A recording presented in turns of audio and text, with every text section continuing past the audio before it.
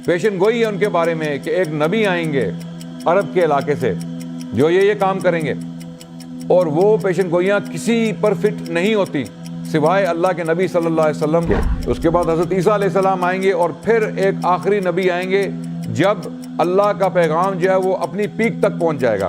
یہ لوگ یہود و نصارہ پاتے ہیں اللہ کے نبی محمد صلی اللہ علیہ وسلم کو لکھا ہوا مکتوباً عندہم اپنے ساتھ اپنی کتابوں میں، تورات اور انجیل میں ان کا ذکر ہے۔ یہ دعویٰ کر دیا قرآن نے۔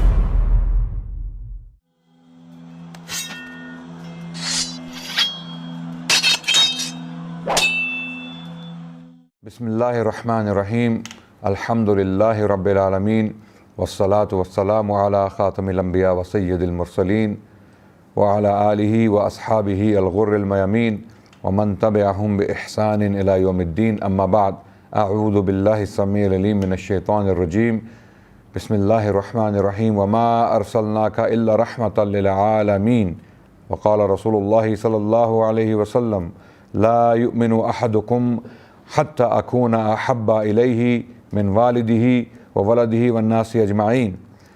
میرے پیارے بہنوں اور بھائیوں، میرے عزیز ہم وطنوں، آپ کے سامنے آج میں اللہ کے نبی صلی اللہ علیہ وسلم کی سیرت پیش کرنے جا رہا ہوں۔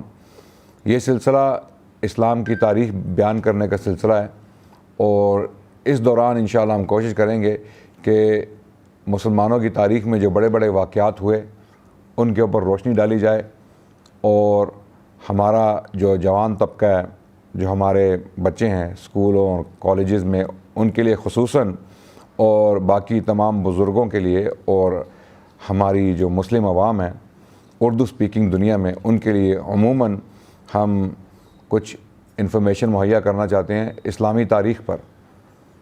اسلامی تاریخ پر بہت کم مواد موجود ہے اردو زبان میں ویڈیو کی صورت میں۔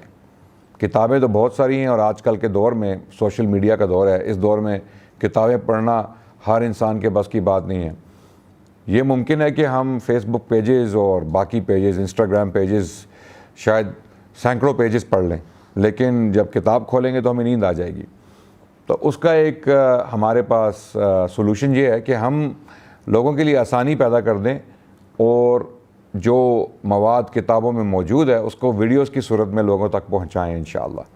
تو اس سیریز کا مقصد، اس سلسلے کا مقصد یہی ہے کہ اسلام کی تاریخ میں جو بڑے بڑے واقعات ہوئے ہیں، جو ہمارے بڑے بڑے ہیروز ہیں، جو ہمارے بڑے بڑے علماء، خطباء، بلغاء، نبی صلی اللہ علیہ وسلم کی ذات سے لے کر بعد کے لوگ جو آئے، جنہوں نے بڑی بڑی قربانیاں دیں اور اسلام کے لیے بڑے بڑے کام کیے، ان کی تاریخ کو پڑھنا ہمارے لیے بہت ضروری ہے، کیونکہ آج کل ہمارے بچے جو ہیں وہ دوسرے ہیروز سے بہت متاثر ہیں۔ کچھ لوگوں کے ہیروز جو ہیں وہ فٹ بال سٹارز ہیں، کچھ کے میوزک آرٹسٹ ہیں، کچھ کے ایکٹرز ہیں، اور کچھ کے اسپورٹس مین یا اسپورٹس ویمن ہیں۔ تو ہم چاہتے ہیں کہ ہم ایک متبادل رستہ بھی دکھائیں، جو بھولا ہوا رستہ ہے، ہم بھٹکے ہوئے ہیں راہ سے۔ ہم چاہتے ہیں کہ ہم اپنی مسلمان امت کو عموماً، اور ہمارا جو جوان طبقہ ہے اس کو خصوصاً راہ راست دکھائیں، اسلامی تاریخ بیان کر کے ان کے سامنے، تاکہ وہ دیکھیں کہ ہماری تاریخ میں بہت بڑے بڑے ہیرو گزرے ہیں، انہوں نے بڑے بڑے کام کیے ہیں، اور ان کی یہ قربانیاں جو ہم ضائع نہیں کر سکتے۔ تو اس کا ایک طریقہ یہ ہے کہ ہم ان کی قربانیوں کے بارے میں جانیں، اور پھر دیکھیں کہ کیا ان قربانیوں سے ہم آج کے دور میں فائدہ اٹھا سکتے ہیں، کچھ انسپریشن لے سکتے ہیں۔ تو اس سیریز کا، اس سلسلے کا مقصد یہی ہے کہ اسلام کی تاریخ آپ کے سامنے بیان کی جائے، اور یقیناً سب سے پہلے ہم حضرت محمد صلی اللہ علیہ وسلم، خیر البشر، سید الانبیاء، ان کی سیرت سے شروع کریں گے۔ بہت ساری کتابیں بھی لکھی جا چکی ہیں اس موضوع پہ، بہت سارے علماء نے گفتگو بھی کی ہے۔ ہم کوشش کریں گے کہ ہم مختصراً اللہ کے نبی صلی اللہ علیہ وسلم کی سیرت کو بیان کریں شروع میں، اور اس کے بعد انشاءاللہ خلفائے راشدین کی زندگیوں پر روشنی ڈالیں، اور پھر اس کے بعد کے جو تاریخی واقعات ہیں ان کی طرف بڑھتے چلیں، اور جو اسلامی تہذیب ہے، جو خلفائے راشدین کے دور کے بعد شروع ہوئی، جو بنو امیہ کا دور ہے، بنو عباس کا دور ہے، یا اس کے بعد کے جو ادوار ہیں ان کے اوپر انشاءاللہ تفصیل سے روشنی ڈالنے کی کوشش کریں گے تاکہ آپ لوگ اسلامی تاریخ سے آگاہ ہو سکیں اور اس سے انسپریشن لے سکیں۔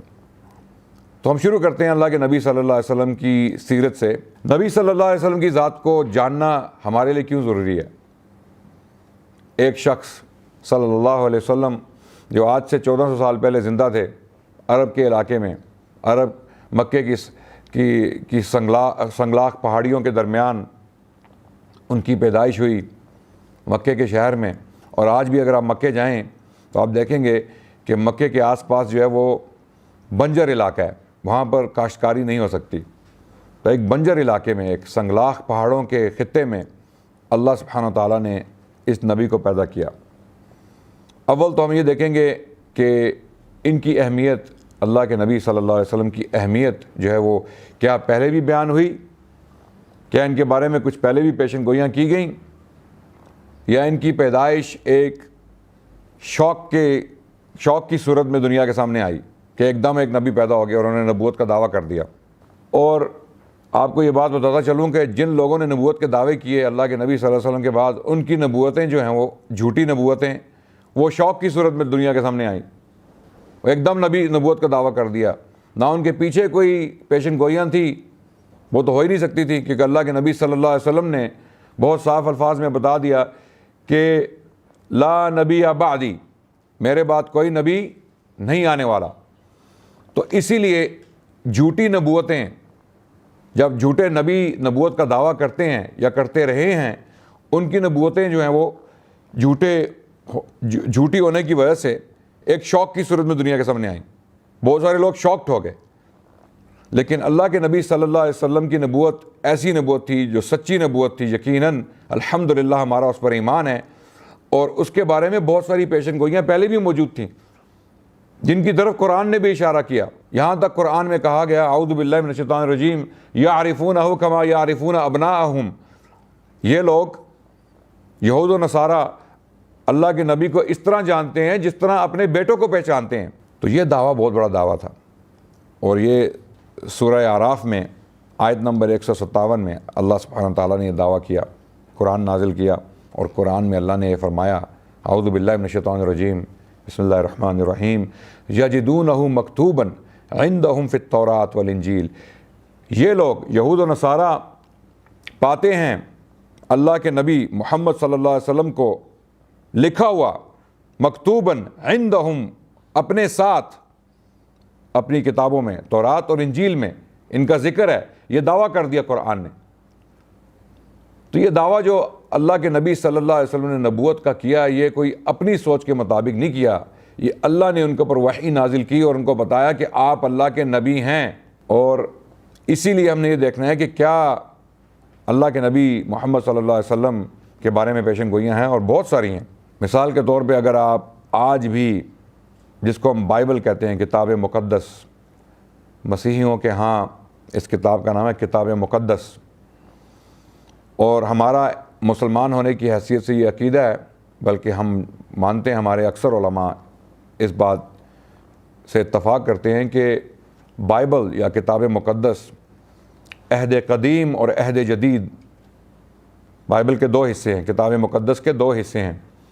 عہد قدیم جو ہے وہ یہودیوں کی کتابوں پر مبنی ہے، اور عہد جدید جو ہے وہ عیسائی یا مسیحی یہ دعویٰ کرتے ہیں کہ یہ کتابیں حضرت عیسیٰ علیہ السلام کے بارے میں جو مرتب کی گئیں بعد کے دور میں، حضرت عیسیٰ کے آنے کے بعد کچھ لوگوں نے ان کے بارے میں انفارمیشن اکٹھی کی اور کتابیں لکھی، تو اس کو عہد جدید کے نام سے پیش کیا گیا، اور اس کو بعد میں صحیفوں کا، خدائی صحیفوں کا، وحی کا درجہ دے کے بائبل کے ساتھ ملا کے، یعنی عہد قدیم کے ساتھ ملا کے مسیحیوں کے لیے جو ہے کتاب مقدس جو ہے وہ پیش کی گئی۔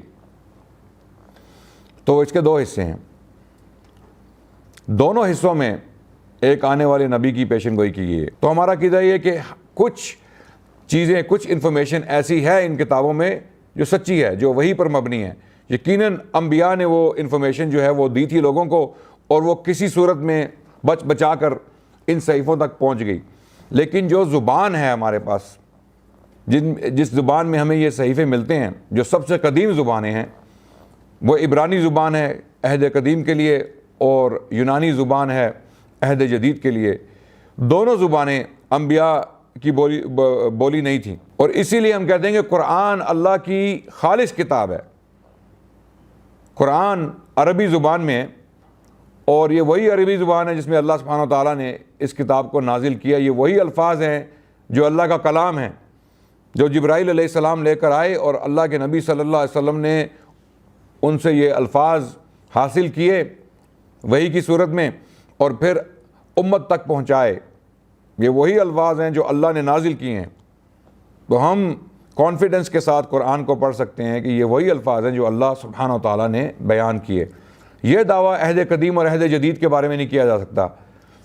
انفارمیشن ہے جو وہی پر مبنی ہے، جو اپنی تبدیل شدہ حالت میں موجود ہے، لیکن تمام کے تمام صحیفے یہودیوں اور نصرانیوں کے وہ اپنی اصلی حالت میں نہیں ہیں، کیونکہ گریک زبان، یونانی زبان جو ہے وہ حضرت عیسیٰ علیہ السلام کی زبان نہیں تھی.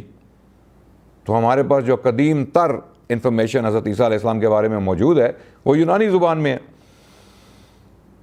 تو اب میرا یہ بات کرنے کا مقصد کیا ہے؟ مقصد یہ ہے کہ تبدیل شدہ حالت میں بھی عہد قدیم میں اور عہد جدید میں کچھ ایسی انفارمیشن موجود ہے جو اوریجنلی اصلاً انبیاء سے آئی اور ترجمے کی صورت میں آگے تک جو ہے منتقل ہوئی، اور وہ اب تک موجود ہے، ہم تک پہنچ چکی ہے. تو یہ کون سی انفارمیشن جس کی طرف میں اشارہ کر رہا ہوں؟ بہت ساری انفارمیشن ہے، بہت ساری ٹیچنگز ہیں، بہت ساری تعلیمات ہیں عہد قدیم اور عہد جدید میں. جو کتاب مقدس ہے یہودیوں اور نصرانیوں کی، اس میں ایسی تعلیمات موجود ہیں جو بالکل اسلام کے ساتھ مماثلت رکھتی ہیں، اسلام سے ملتی ہیں. ان میں وہ تعلیمات بھی ہیں جو ایک نبی کی پیشن گوئی کر رہی ہیں، ایک آنے والے نبی کی پیشن گوئی کر رہی ہیں. مثال کے طور پہ ڈیٹرونمی، دا بک آف ڈیٹرونمی، تثنیہ کی کتاب، اس میں باب نمبر 33 آیت نمبر 2 میں 3 لوکیشن کا ذکر کیا گیا ہے. ایک لوکیشن ہے سائنائے، سینا کا پہاڑ جو مصر میں ہے. دوسری لوکیشن جو ہے وہ سعیر کا پہاڑی سلسلہ ہے جو فلسطین میں ہے. اور تیسری لوکیشن ہے فاران، جس کا ذکر کیا گیا ہے اس آیت میں، تثنیہ کی کتاب ڈیٹرونمی 33:2 باب نمبر 33 آیت نمبر 2. اس میں ذکر کی گیا 3 لوکیشنز کا. تو یہاں پر 3 لوکیشنز جو بیان کی گئیں، ان میں آپ اگر دیکھیں، غور کریں، تو سب سے پہلے تو سینا کا پہاڑ، طور سینا جس کو ہم کہتے ہیں، جس کا ذکر قرآن میں بھی آیا ہے، اس کا تعلق حضرت موسیٰ علیہ السلام کی لیگیسی سے ہے. پھر اس کے بعد دوسری لوکیشن جو ہے وہ سعیر کا پہاڑی سلسلہ فلسطین میں، اس کا تعلق حضرت عیسیٰ علیہ السلام کے مشن سے ہے. اور تیسری لوکیشن فاران جو ہے وہ کہاں پر ہے؟ یہ سوال اٹھتا ہے کہ وہ کہاں پر ہے. فاران وہی خطہ ہے، وہی پہاڑی سلسلہ ہے جہاں پر مکہ کا شہر ہے، اور اس کی طرف اشارہ جو ہے وہ کتاب مقدس کی پہلی کتاب جینیسس میں بھی ہوتا ہے، جہاں پر حضرت ابراہیم علیہ السلام کا واقعہ موجود ہے. باب نمبر 21 میں بتایا گیا کہ حضرت ابراہیم علیہ السلام نے حضرت اسماعیل علیہ السلام کو ان کی والدہ سمیت جو ہے اس فاران کے خطے میں لا کر چھوڑ دیا. اور یہ وادی کون سی وادی ہے؟ یہ مکے کی وادی ہے، جہاں پر چاہے زمزم کا کنواں جو ہے وہ بن گیا. ایک معجزے کے طور پر اللہ سبحانہ و تعالیٰ نے یہ کنواں بنا دیا. تو یہ ساری پیشن گوئیاں موجود ہیں. لیکن فاران کے علاقے کا ذکر کرنے کا مقصد کیا ہے؟ 2 دوسری لوکیشنز کے ساتھ یہ بتانا ہے کہ پہلے موسیٰ علیہ السلام آئیں گے، اس کے بعد حضرت عیسیٰ علیہ السلام آئیں گے، اور پھر ایک آخری نبی آئیں گے جب اللہ کا پیغام جو ہے وہ اپنی پیک تک پہنچ جائے گا. اور اگر جب آپ الفاظ پر غور کریں گے، تثنیہ کے الفاظ پر، اس آیت میں Lord came from Sinai and he rose from Mount Seir and he shone forth from Mount Paran. یہاں پر یہ بتایا جا رہا ہے کہ فاران کی جو پہاڑیاں ہیں، یہاں پر آ کر میسج جو ہے وہ اپنے عروج کو پہنچ جائے گا. یہ رسالہ، یہ پیغام اپنے عروج کو پہنچ جائے گا، یعنی آخری نبی صلی اللہ علیہ وسلم. اس کے بعد بہت ساری پیشن گوئیاں اور بھی ہیں، تفصیلات میں نہیں جانا چاہتا. کیونکہ تفصیلات میں ہمارے بہت سارے لیکچرز جو ہیں وہ ہو جائیں گے، لیکن میں اشارتاً آپ کو یہ بتاتا چلوں کہ یہ پیشن گوئیاں یقیناً عہد قدیم اور عہد جدید میں موجود ہیں۔ پھر اشیاء ایک نبی تھے آئزایا کے نام سے، عربی میں اور اردو میں ان کو اشیاء کہا جائے گا، الف شین عین یہ الف اشیاء۔ ان کی کتاب میں باب نمبر 42 میں ایک نبی کی پیشن گوئی ہے کہ عرب کے علاقے سے ایک نبی اٹھیں گے اور وہ دنیا میں جو ہے وہ امن پھیلا دیں گے، انصاف قائم کیا جائے گا، اور اس انصاف کا انتظار بہت سارے جزیرے کریں گے، اور وہ لوگوں کو ظلمات سے نکال کے نور کی طرف لائیں گے، اور لوگوں کو جیل خانوں سے نجات دلائیں گے، جو روحانی جیل خانے جن میں لوگ بند ہیں، اور بت پرستوں کو شرمسار کریں گے، اور ایک نیا قانون، ایک نیا ضابطہ حیات لے کر آئیں گے، اور ان کا تعلق جو ہے وہ کیدار کی آبادیوں سے ہوگا۔ یہ آیت نمبر 11 میں صریحتاً لکھا ہوا ہے کہ ان کا تعلق کیدار کی جو آبادیاں ہیں ان سے ہوگا۔ اب کیدار کون ہیں؟ کیدار جو حضرت اسماعیل علیہ السلام کے بیٹوں میں سے ہیں، دوسرے بیٹے ہیں۔ نبت پہلے بیٹے تھے، دوسرے بیٹے کا نام کیدار تھا۔ اور جب ہم اللہ کے نبی صلی اللہ علیہ وسلم کی جینیالوجیز، ان کا شجرہ مبارک، شجرہ نسب جو اللہ کے نبی صلی اللہ علیہ وسلم کا ہے، اس کو اٹھا کے پڑھیں گے تو ہمیں نظر آئے گا جو شجرہ نسب اللہ کے نبی صلی اللہ علیہ وسلم کا ہم تک پہنچا ہے، اس کی دو سورسز ہیں۔ ایک سیرت ابن اسحاق میں ہے، اور دوسرا جو ہے شجرہ نسب وہ بیان کیا ہے محمد بن سعد۔ دونوں تقریباً علماء 2 صدی ہجری میں ان کی وفات ہوئی، دونوں کی، محمد بن اسحاق کی اور محمد بن سعد دونوں کی۔ انہوں نے سیرت پر بڑا کام کیا اور بڑا مواد اللہ کے نبی صلی اللہ علیہ وسلم کے بارے میں اکٹھا کیا اپنے اساتذہ سے، اور ان کی وفات دونوں کی 2 صدی ہجری کی ہے۔ تو ان دونوں نے شجرہ نسب اللہ کے نبی صلی اللہ علیہ وسلم کا جو ہے وہ جمع کیا، اور ایک شجرہ جو ہے وہ حضرت کیدار تک پہنچتا ہے۔ یعنی کیدار جو ہیں وہ حضرت محمد صلی اللہ علیہ وسلم کے 60ویں باپ، یعنی 60 نمبر پہ ہیں، حضرت اسماعیل کی اولاد میں سے ہیں، دوسرا بیٹا ہے ان کا۔ تو اس سے یہ پتہ چلتا ہے کہ حضرت اسماعیل تک جو نبی صلی اللہ علیہ وسلم کا سلسلہ پہنچتا ہے، اس کی ایک جینیالوجی، ایک شجرہ نسب جو ہے وہ کیدار کے تھرو، ان کے ذریعے حضرت اسماعیل تک پہنچتا ہے۔ حضرت محمد صلی اللہ علیہ وسلم کا حکم تھا کہ میرا جو شجرہ نسب ہے وہ عدنان تک بیان کرو۔ عدنان سے اوپر جو ہے اس کے اوپر علماء کا اتفاق نہیں ہے، اور اللہ کے نبی صلی اللہ علیہ وسلم نے خود یہ جو ہے ایک انسٹرکشن دی کہ عدنان سے اوپر شجرہ نسب بیان نہ کیا جائے۔ لیکن جن علماء نے عدنان سے اوپر شجرہ نسب بیان کیا، انہوں نے اس لیے کیا کہ لوگوں تک جو موجودہ انفارمیشن ہے وہ پیش کر دی جائے۔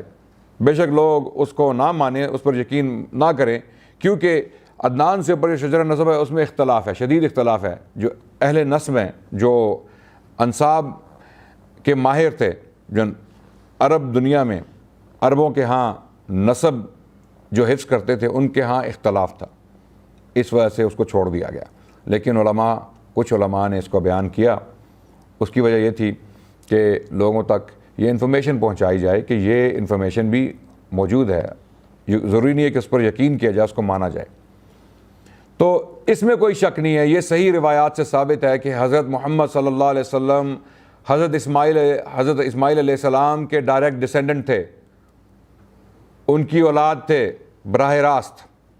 یعنی حضرت محمد صلی اللہ علیہ وسلم کا شجرہ نسب جو ہے وہ حضرت اسماعیل تک پہنچتا ہے، یہ صحیح روایات سے ثابت ہے۔ تو یہاں تک کہا گیا اس پیشن گوئی میں، اشیاء کی کتاب میں باب نمبر 42 آیت نمبر 11 میں، کہ کیدار کے جو گاؤں ہیں ان کو خوشیاں منانی چاہیے، پہاڑوں پر چڑھ کے پہاڑوں سے ایک نیا جو ہے وہ ایک نیا کلام جو ہے وہ گانا چاہیے۔ اب کیدار کے لوگ کہاں پر بستے تھے؟ وہ عرب میں بستے تھے، اس کا بھی ذکر عہد قدیم میں موجود ہے. اسی کتاب میں اشیاء کی کتاب میں باب نمبر 21 میں موجود ہے آیت نمبر 13 میں کہ کیدار کے جو لوگ تھے وہ عرب میں تھے. تو یہ پیشن گوئی عرب کے بارے میں. عرب سے تو کوئی ایسا نبی نہیں آیا جس نے پوری دنیا میں امن پھیلا دیا ہو, جس نے بت پرستوں کو شرمسار کیا ہو, جس نے لوگوں کو جیل خانوں سے, ڈنجن سے نکال کے, ظلمات سے نکال کے نور کی طرف لایا ہو.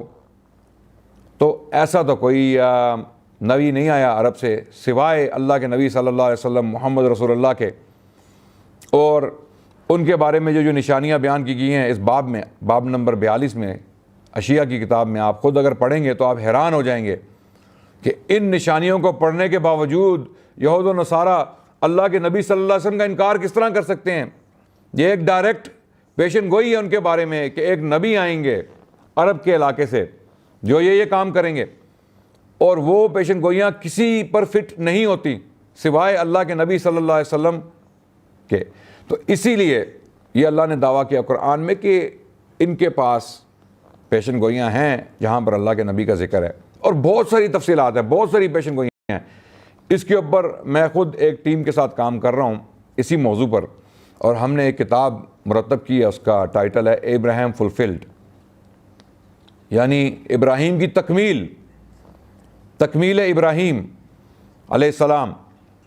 اس کتاب میں ہم نے وہ سارے دلائل دیے ہیں عہد قدیم اور عہد جدید سے جو اللہ کے نبی صلی اللہ علیہ وسلم کی طرف اشارہ کرتے ہیں,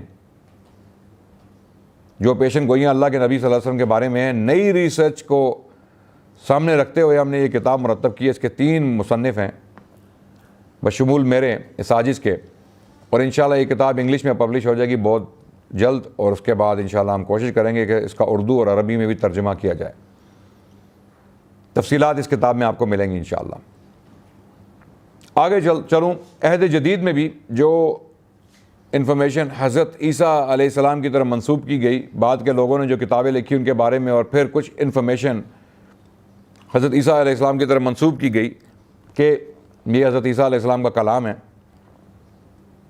اس میں بھی یوحنا کی انجیل میں پیشن گوئیاں ہیں کہ حضرت عیسیٰ علیہ السلام نے فرمایا کہ بہت ساری چیزیں جو میں تمہیں بتانا چاہتا ہوں لیکن ابھی وقت نہیں آیا, میرے بعد ایک سچی روح آئے گی, وہ تم سب کو یہ چیزیں بتائے گی, وہ پیشن گوئیاں کرے گی, وہ میرے بارے میں اچھی باتیں کہیں گے اور میرے کام کی تکمیل ہوگی.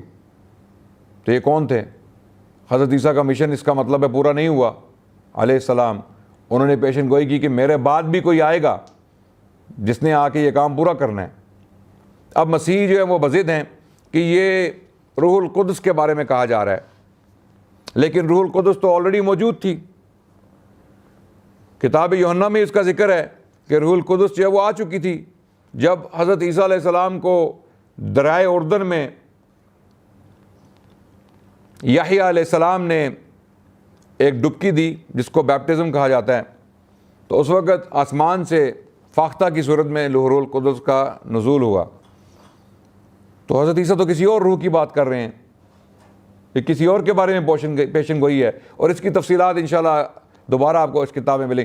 تو بات کرنے کا مقصد یہ ہے کہ بہت ساری زبردست صاف ستھری پیشن گوئیاں جو ہیں وہ موجود ہیں عہد قدیم اور عہد جدید میں یہود و نصارہ کی کتابوں میں کہ ایک نبی آئیں گے جو یہ کام کریں گے, اور پھر وہی ہوا. سینکڑوں صدیوں بعد اللہ نے ان پیشن گوئیوں کو پورا کیا, اور اللہ کے نبی صلی اللہ علیہ وسلم کی پیدائش ہوئی مکے کے شہر میں ایک گھرانے میں, جس کا ذکر انشاءاللہ ہم اختصار کے ساتھ اگلی قسط میں کریں گے. تب تک کے لیے آپ کی اجازت چاہتا ہوں آپ سے. انشاءاللہ اگلی قسط میں کچھ اور تفصیلات بیان کروں گا. الحمدللہ رب العالمین. السلام علیکم ورحمۃ اللہ وبرکاتہ.